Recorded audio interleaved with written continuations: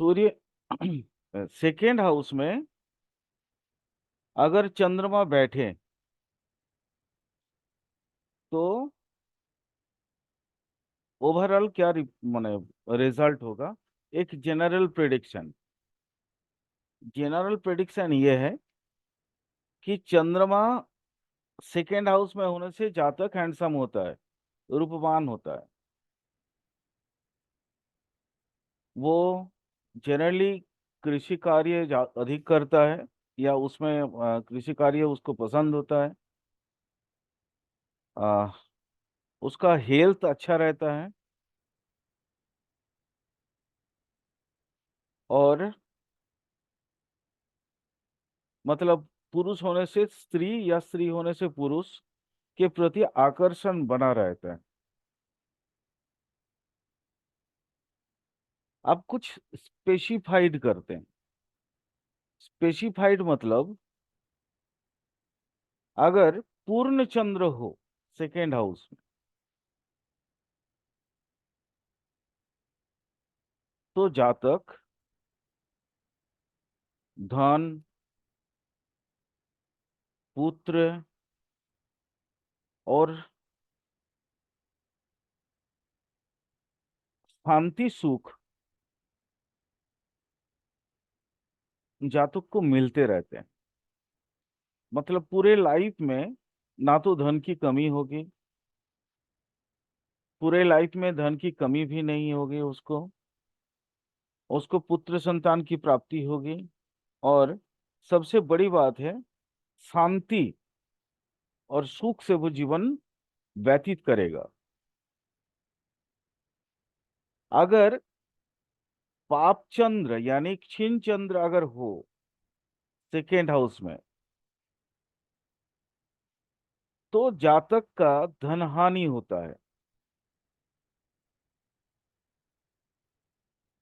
वो जनरली धन का संचय नहीं कर पाता। तो स्वाभाविक रूप से जीवन भर उसको धन की कमी बनी रहती है।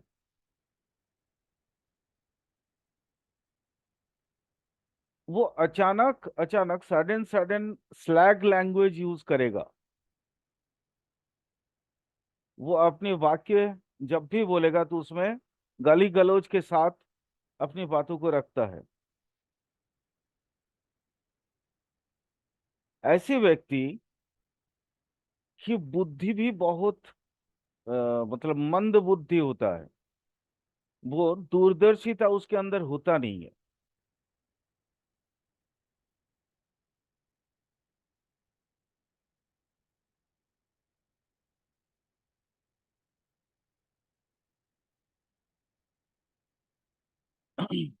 चंद्र के अनुसार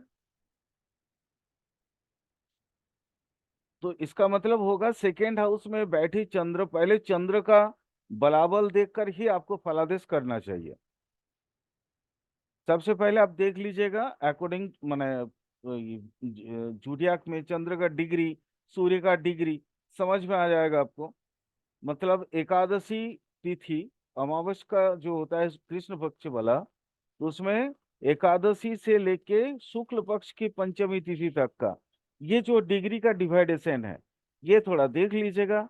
ऐसे भी तो सॉफ्टवेयर में तो बता ही देता है कि इस दिन जन्म हो रहा है ना। तो वो चंद्रमा जो है उसको क्षीण चंद्र बोलते हैं या पाप चंद्र बोलते हैं। और बाकी मध्य चंद्र है, मध्यम चंद्र। और एकादशी शुक्ल पक्ष वाला एकादशी तिथि से लेके पंचमी तिथि तक का कृष्ण पक्ष के वो चंद्र को पूर्ण चंद्र बोला जाता है या पूर्ण बोली बोला जाता है। हाँ, इसके अलावा भी फलादेश करने के लिए सेकेंड हाउस पे किसी का माने शुभ ग्रह की दृष्टि या पाप ग्रह की दृष्टि पड़ा, वो भी देखना जरूरी है। तब जाके आप संपूर्ण फलादेश कर पाएंगे। जैसे उदाहरण देते हैं, मान लीजिए सेकेंड हाउस में चंद्र बैठा है और वो क्षीण चंद्र है। मैंने उदाहरण दे रहे हैं हम आपको। बट बृहस्पति की शुभ दृष्टि उस पे पड़ी है, तो ऐसे माने चंद्र जो है पाप चंद्र बोलते हैं, तो पाप फल देने वाला होता है। बट बृहस्पति की शुभ दृष्टि की वजह से उसका पाप फल में कमी आ जाएगी, शुभ फल में अधिकता आएगा, वो शुभ फल में वृद्धि हो जाएगी उसमें।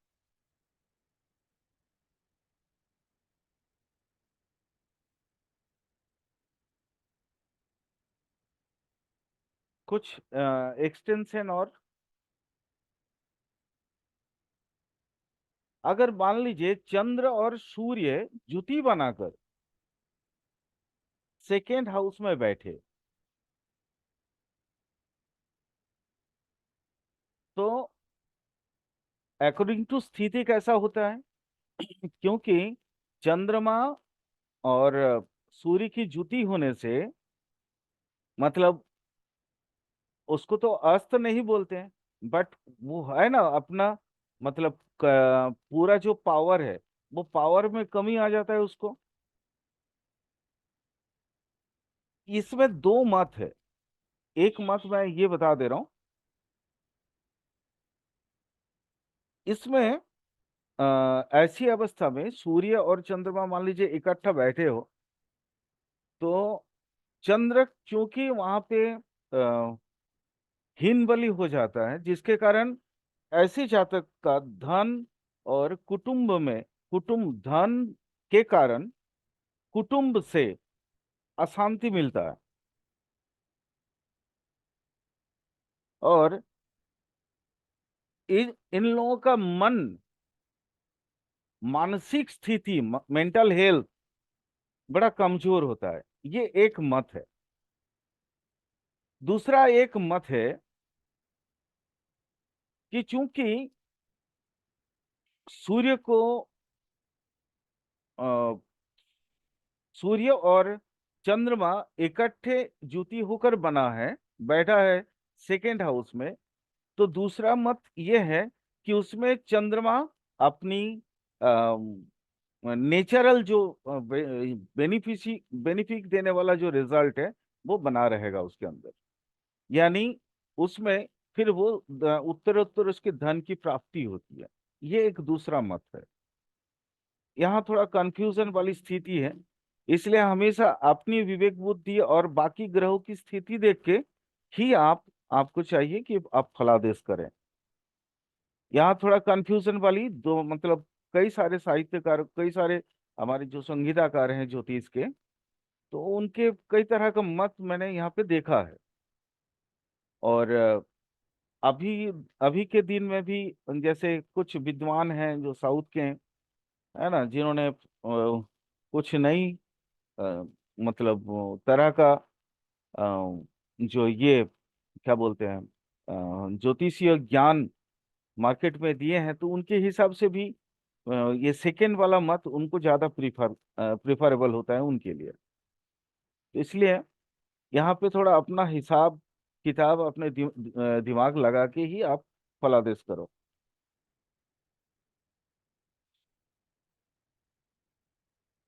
चंद्र और मंगल जुति बनाकर अगर सेकेंड हाउस में हो, तो ऐसे ही इंसान गुस्सीला होगा और चर्म रोगी होगा, मतलब चमड़े का प्रॉब्लम उसको बना रहेगा।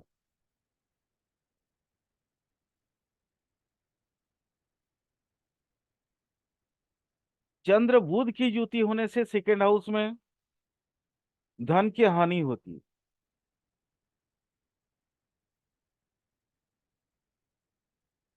चंद्र और शनि की युति सेकेंड हाउस में हो, तो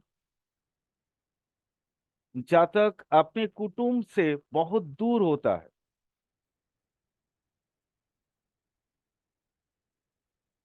वो उसके जो बड़ा परिवार है, यानी ताऊ ताई इत्यादि जो बड़े परिवार, उससे वो कट ऑफ हो जाता है।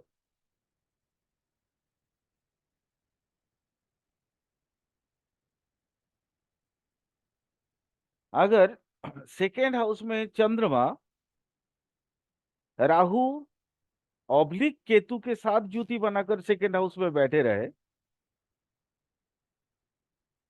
तो ऐसी जातक का मति बड़ा अस्थिर होगा।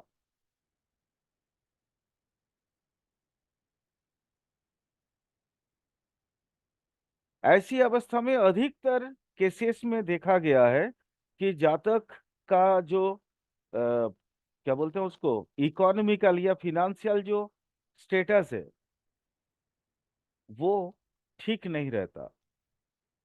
राहु चंद्रमा या केतु चंद्रमा इकट्ठे होने से, जुति होने से।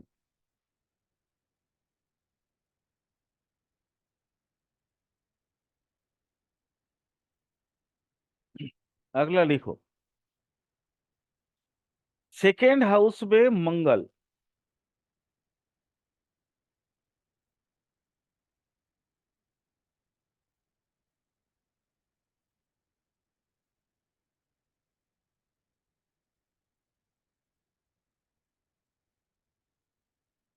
जनरल प्रेडिक्शन ऐसा है, ऐसे जातक निर्दयी होते हैं, नि, निर्धनी यानी धनहीन होता है ये, और इनके बुद्धि की विकास सही से नहीं हो पाता।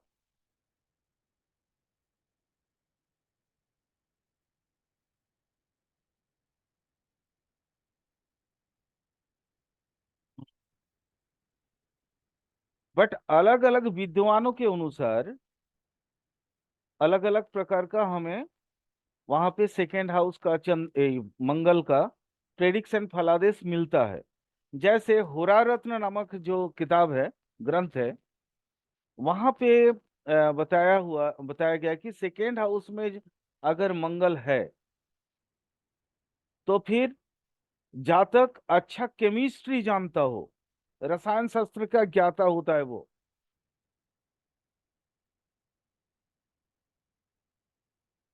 केमिस्ट्री में बड़ा पारंगत होता है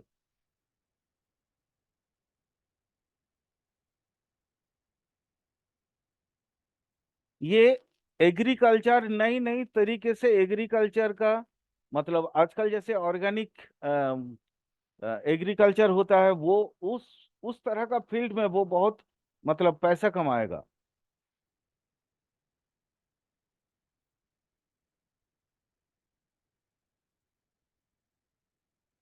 आग से रिलेटेड जो भी चीजें होती हैं, इनको अच्छा से आता है, मतलब उस तरह का जो प्रोफेशंस होता है, जैसे मान लीजिए फार्नेस में, फार्नेस का जैसे स्टील वाला फैक्ट्री होता है, वहां पे फार्नेस बनते हैं, तो फार्नेस का देखभाल या उस तरह का बिजनेस भी वो कर सकता है। और प्रोमोटिंग की बिजनेस, भूमि माने लैंड इत्यादि के जरिए, या अपने उसमें जो क्या बोलते हैं वो, अरे इंफ्रास्ट्रक्चर का काम करके वो पैसा बना सकते हैं।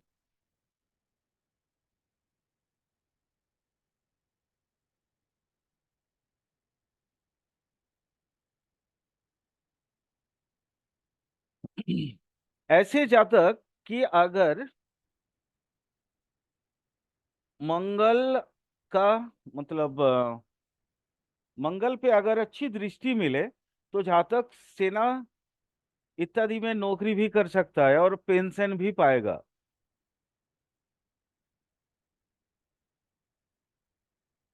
सेना हो गया, पुलिस हो गया, इस तरह का जो डिपार्टमेंट है।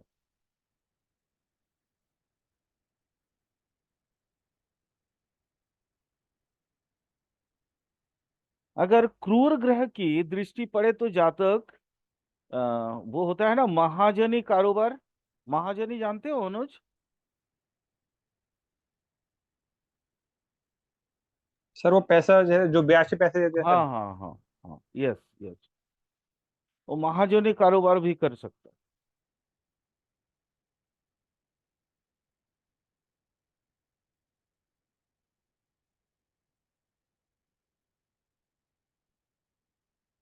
और महाजनी का कारोबार करेगा, बट वो ज्वेलरी के थ्रू करेगा। ज्वेलरी का बिजनेस के थ्रू करेगा, रत्न वगैरह जो होता है ना, वो चाहे माने उनको स्टोन का नॉलेज बहुत अच्छा होगा।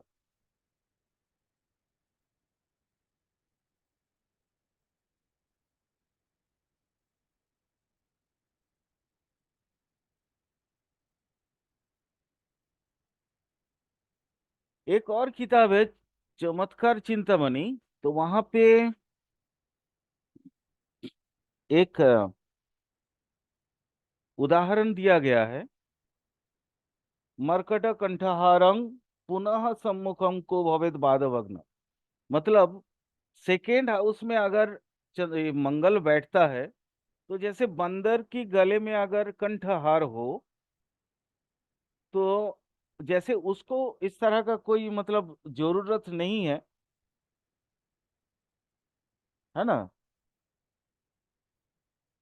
तो इस तरह का लोग, ऐसे अगर सेकेंड हाउस में बैठे ये मंगल हो, तो जातक भी, जैसे वो अपना मतलब कंठहार का क्या बंदर रक्षा करेगा या देखभाल करेगा, उसका जरूरत ही नहीं है। वैसे ही धन का कंडीशंस में जातक का स्थिति होगी।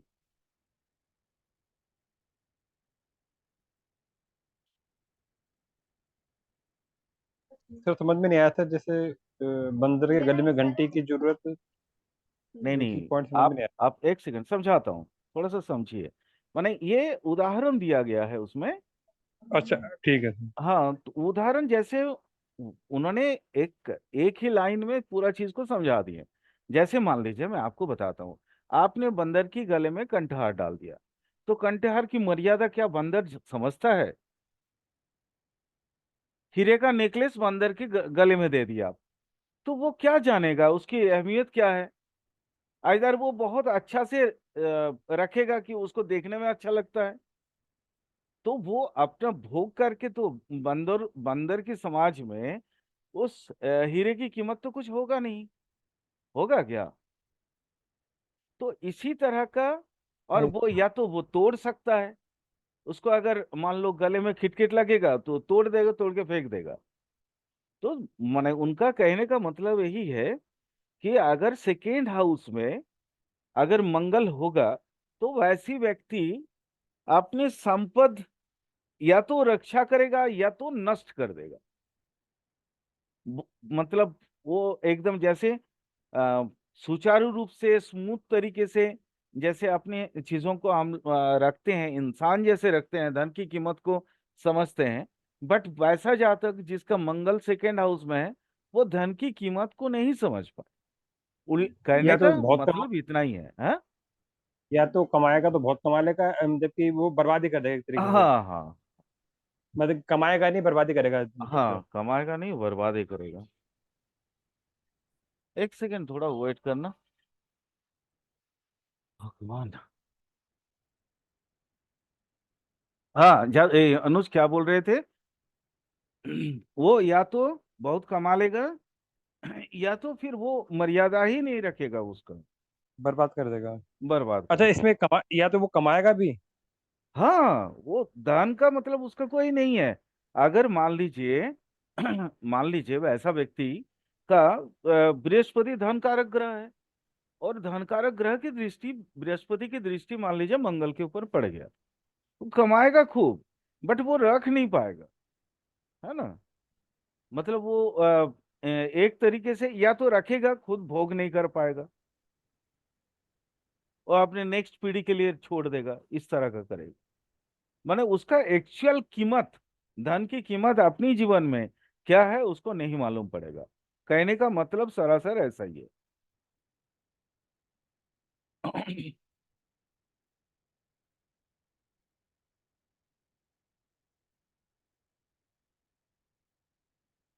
हाँ, ऐसी व्यक्ति, चूंकि सेकेंड हाउस वाक शक्ति का भी है ना, वो बोलने वाला बहुत अच्छा होगा, लॉजिकली बोलेगा, तर्क युद्ध में सबको परास्त करने वाला होगा। उससे तार्किक रूप से मतलब कोई भी व्यक्ति जीत नहीं सकता है। इसका ये खासियत रहेगा लेकिन मंगल का। मंगल एग्रेसिव होता है ना। एग्रेसिव होता है, तो सेकेंड हाउस में रहने से उसकी स्पीच में एग्रेसिविटी दिखेगी।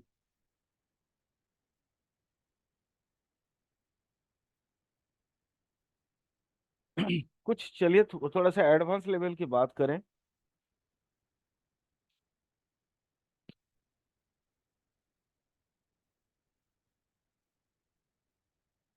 कर्क लग्न के जातक के लिए सेकंड भाव में बैठा मंगल बहुत अच्छा होता है।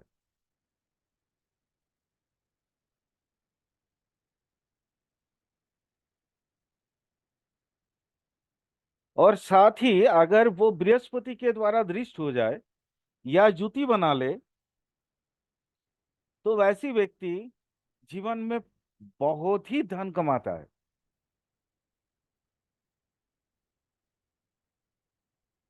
और कमाने का सोर्स क्या होगा? चाहे वो जमींदार होगा, बहुत मतलब बड़ा किसान होगा, या तो फिर वो मिलिट्री डिपार्टमेंट में बड़े ओहदे पे होगा, या तो वो होता है ना, क्या बोलते हैं, जो रोड वगैरह बनाते हैं, मिनिस्ट्री, है ना, कौन सा विभाग बोलते हैं तो उसको।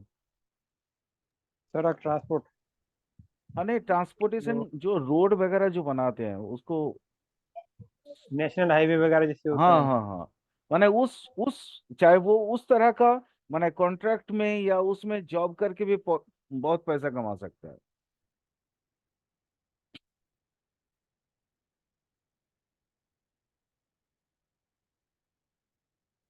वो केमिस्ट्री का प्रोफेसर बन सकता है, या खुद केमिस्ट्री माने अच्छा केमिस्ट हो सकता है।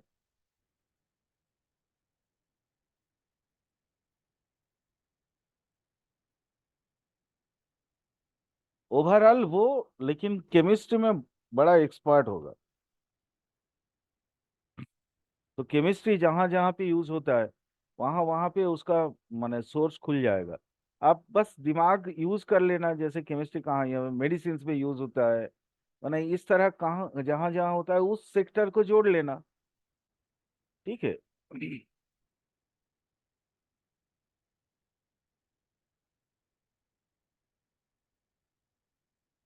और सिंह लग्न को, लगन का जातक का सेकेंड हाउस में मंगल।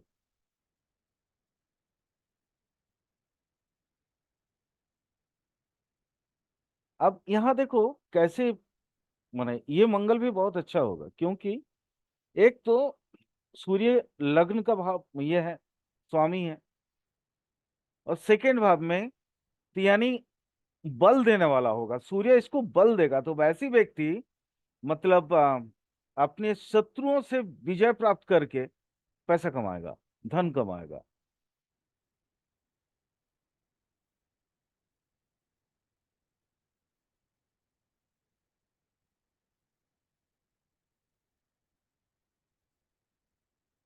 बट वैसा व्यक्ति तो माने शत्रु से ये ये बात समझे कि जैसे आपने बताया सिंह लगन के सेकंड हाउस में वो कन्या राशि बढ़ गई, हाँ, तो मंगल वहां पे आपने बताया अच्छा होगा, तो इसका सूर्य इसको बल देगा, कैसे सर बल देगा? नेक्स्ट हाउस को सूर्य नेक्स्ट हाउस को बल देता है। अच्छा, सूर्य जहाँ भी सूर्य बैठेगा वो नेक्स्ट हाउस को बल देगा, मतलब कि अगर बैठा नहीं भी नहीं, होगा वैसे जहाँ कहीं भी। नहीं नहीं नहीं, सूर्य, सूर्य का, क्योंकि वो कौन सा है, वो बुध का ये राशि है, और बुध का हाँ मूल जी। त्रिकोण है, मूल त्रिकोण है। तो जी। वो उस जगह की रक्षा स्वयं करता, ये सूर्य स्वयं करता है। तो इसलिए कन्या राशि में बैठा कोई भी मतलब प्लैनेट होता है, अगर सूर्य लगन हो जाए, लगन हो, लगन याद रखना, अगर सिंह लगन हो, तो फिर सेकेंड हाउस को सूर्य अपने आप ही बल देता है। ये अपने आप ही, ये बहुत सीक्रेट सूत्र दे रहा हूं मैं। अच्छा, वैसे नॉर्मल सूर्य, मतलब कि ये थोड़ा सा अलग हाँ टाइप का सूत्र है सर। हाँ, बहुत हिडन सूत्र है ये।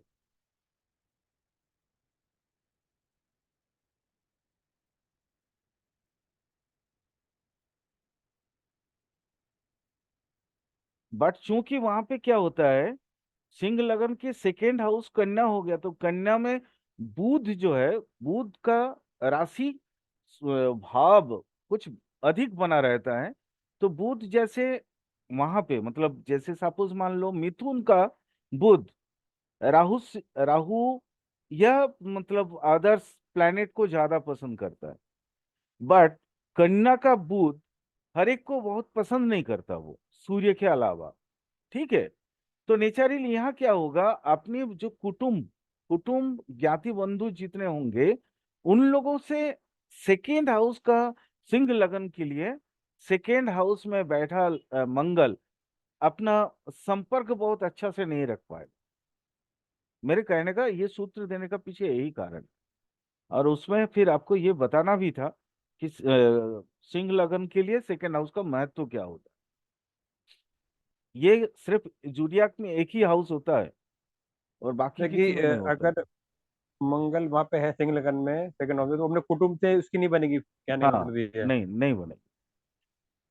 अच्छा। वैसे बल देगा लेकिन कुटुंब से नहीं बनाएगा। ना, ना। कारण क्या है वहां पे, सूर्य को मान लो राजा है, मंगल सेनापति है, और युवराज के घर में है। लॉजिक सुन लो, लॉजिक सुनो। वो राजा राजा राजा का लगन है। ये जो है युवराज है, क्या बोलते हैं, आपका बुध, और वो मूल त्रिकोण है। तो युवराज राजा के रहते हुए युवराज उतना महत्व नहीं है लेकिन सूर्य सूर्य लगन होने की वजह से यहाँ पे युवराज का महत्व बढ़ गया। ठीक है। और वहां पे सेनापति बैठा है। चीजों को इस तरह से समझने के लिए बोल रहा हूं मैं, एज ए स्टोरी लाइन से। तो अब वहां क्या होगा, वो मंगल मतलब वो सेनापति को रक्षा भी युवराज करेगा, क्योंकि राजा तो है नहीं, राजा मैंने किसी दूसरे भाव में बैठा होगा। क्लियर, समझ में आ गया ना? जी सर, एक बार दोबारा सुनूंगा, आ जाएगा सर, कुछ दिक्कत नहीं सर इसको थोड़ा सा। हम्म। हम्म। एक तो लिए सर, बाकी इसको दोबारा एडिटिंग करूंगा ना, तो थोड़ा सा ठीक है, ठीक बैठेगी चीज दोबारा। ठीक। अच्छा, बाकी कोई भी लगन के लिए मंगल का फलादेश युति और दृष्टि के अनुसार करना चाहिए। ये दो स्पेसिफिक फलादेश था, ये मैंने आपको बोल दिया। बाकी दूसरे लगन के लिए देख लेना, जिस हिसाब से वहां का युति होगा, सेकेंड हाउस पे दृष्टि पड़ेगी, बाकी ग्रहों के साथ उसका क्या कंडीशंस है, उसके कारकत्व के अनुसार, या भावेश जहां बैठा है, सेकेंड हाउस का लॉर्ड जहां बैठा है उसके अनुसार, ये टोटल कुछ ओवरऑल देख के ही फलादेश करना। फलादेश करने का हम जस्ट तरीका बता रहे हैं। ठीक है। उसके नक्षत्र नक्षत्र को भी देखना, ये सब ब्लेंड करना है। जैसे मैं कल आपको सिखा रहा था, बता रहा था कि कैसे ब्लेंड करते हैं। हाँ सर ठीक है सर। अब जैसे कि सर अगर मान लीजिए तुला लगन है, तो वहाँ पे वृश्चिक राशि पड़ गई, तो वृश्चिक में अच्छा हो जाएगा, या फिर मीन राशि होगी तो मेष अपने घर में राशि में अच्छा होगा। अगर वहाँ पे गुरु की या शुक्र की दृष्टि पड़ जाए या युति हो जाए तो अच्छा है। अगर वहाँ पे थोड़ा हाँ, सा हाँ। शनि वगैरह किसी पाप ग्रह की दृष्टि हो जाए, तो थोड़ा सा तो कम फिर उसके चीजें कारक को चीजें कम कर देंगे। चीजें पलट जाएंगी, है ना? ठीक है और ठीक। फिर उसके अलावा फिर मैत्री चक्र भी देख लेना, क्योंकि हाँ सर, नैसर्गिक हाँ, मैत्री चक्र बिल्कुल नैसर्गिक बिल्कुल। नैसर्गिक मैत्री है या तात्कालीन मैत्री है, वो भी देखना जरूरी है। ठीक है। चलो अगला लिखो, बुध। हो जाएगा। बुध अगर सेकेंड हाउस में बैठा हो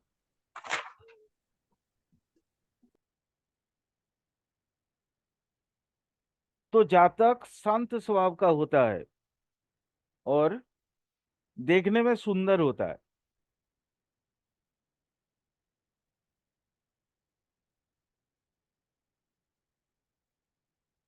विद्वान, बुद्धिमान, प्रगाढ़ पंडित होते हैं ऐसे जातक।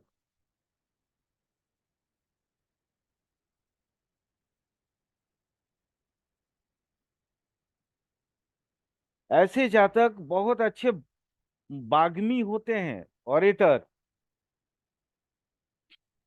ऑडिटर जो सीए वगैरह के लिए सर? नहीं नहीं, ऑरेटर, एडिटर नहीं है वो, ऑडिटर नहीं है। ऑरेटर मतलब अ, जैसे जो भाषण देते हैं बहुत अच्छा से। अच्छा, भाषण।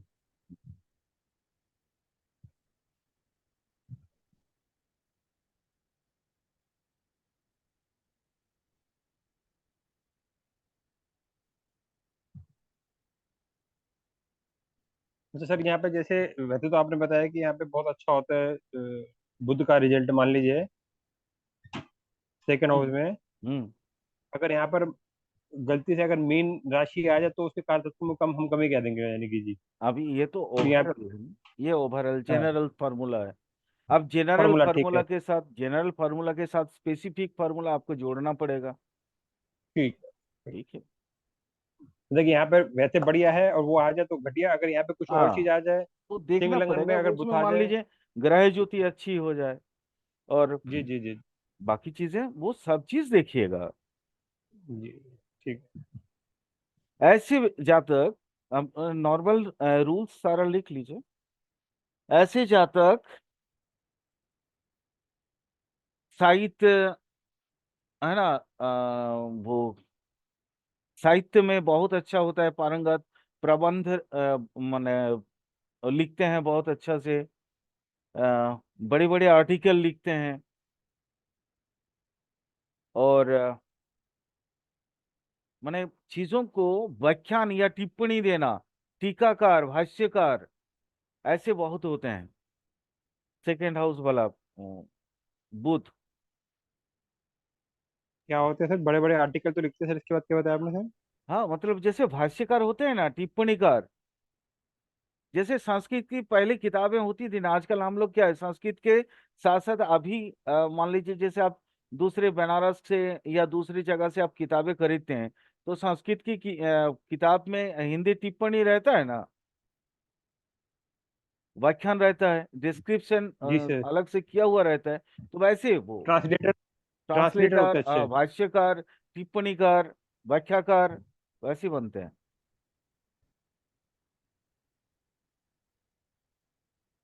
इनका संस्कृत में एक वर्ड है, प्रत्युत्पन्न मतित्व। इनको बहुत अच्छा से आता है, मतलब तुरंत हाजिर जवाबी, हाजिर जवाबी, ऐसे लोग होते हैं।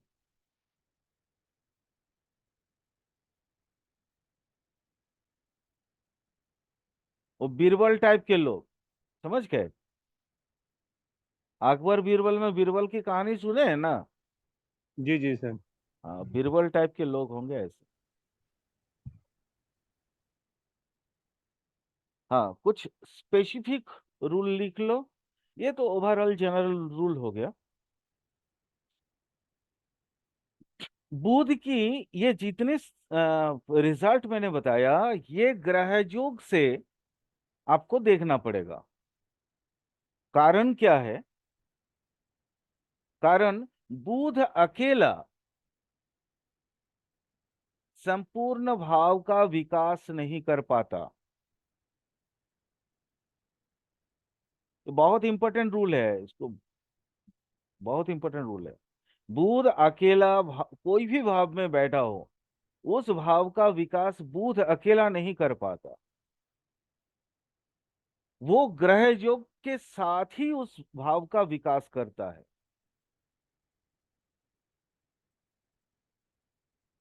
कारण एस्ट्रोलॉजी में बुध को बाल ग्रह कहा गया है।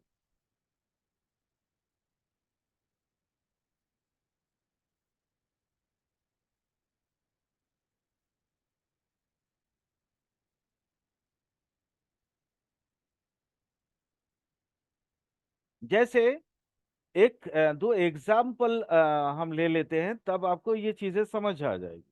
जैसे सेकेंड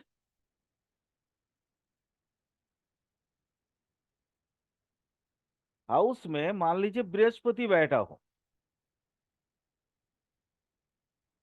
और उस पर बुध की दृष्टि पड़ जाए, तो यहाँ पे बुध लेकिन अच्छा रिजल्ट नहीं देता। वो भिखारी भी बना सकता है।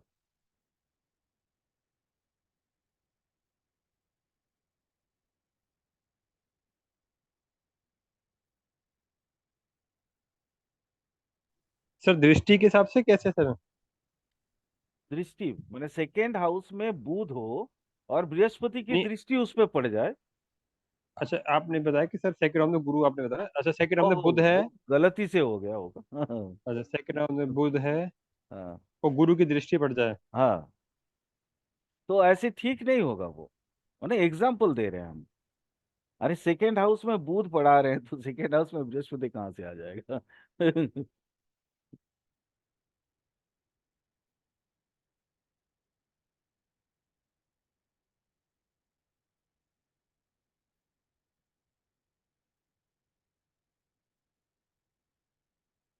हाँ, वैसे पाप ग्रह के साथ जुति बनाकर अगर बैठ जाए सेकेंड हाउस में, तो भी शुभ फल की हानि हो जाएगी। हाँ, इसमें एक लाइन खाली लिख लेना। सेकेंड हाउस में शुक्र के साथ या सूर्य के साथ अगर बुध हो, तो ऐसे कुंडली बहुत भाग्यशाली होते हैं। बुध जब जब शुक्र के साथ होगा या सूर्य के साथ होगा, तब तब बुध ना कोई भी भाव में बैठा हो, वो उस भाव फल का एकदम 100% तक की विकास कर देता है। अगर बुध के साथ शुक्र शुक्र शुक्र या या सूर्य। शुक्र हो हाँ। तो वो उस भाव के फल बहुत बढ़ा देता है। हाँ,